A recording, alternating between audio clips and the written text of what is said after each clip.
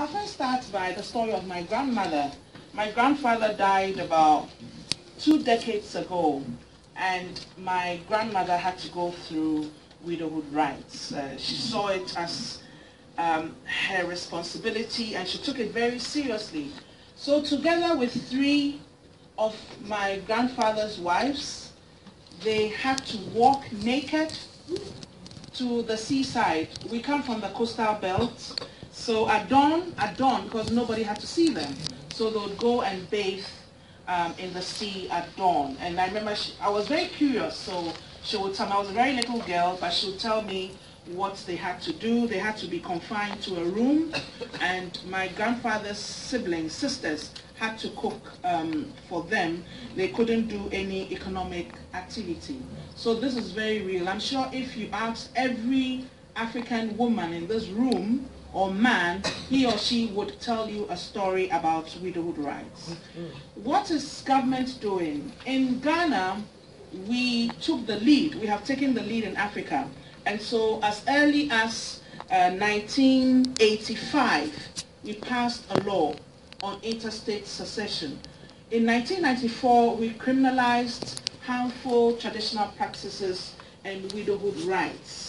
When we adopted our constitution in 1992, we also inserted a clause in our Bill of Rights in Chapter 5. And what it specifically said was that any culture or custom that was harmful was prohibited under the Constitution. So widows have received some form of legal protection. The problem is that, like my grandmother and several other widows, they see it as their responsibility as wives. It's part and parcel of being a wife.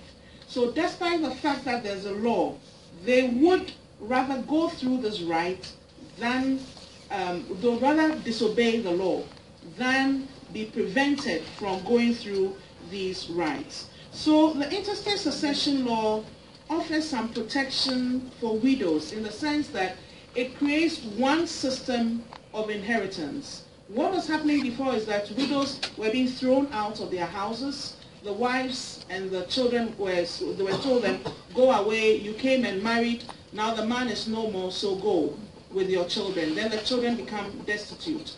Or you have to marry your dead husband's brother. Once, if you want to stay in the house, then you have to marry your dead husband's brother.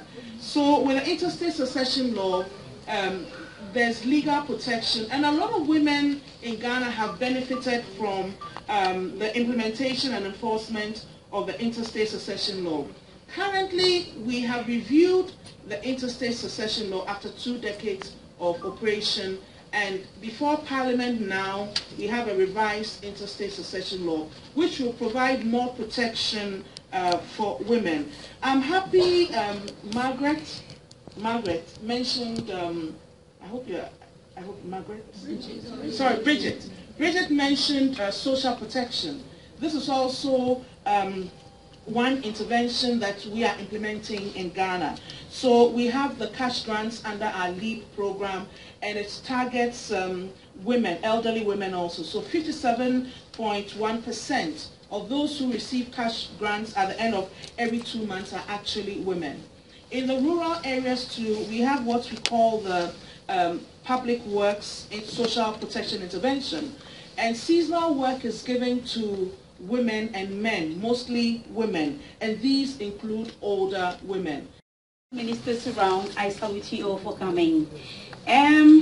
Like my sister from Africa rightly said, it's like we're all facing the same issue about widowhood rights.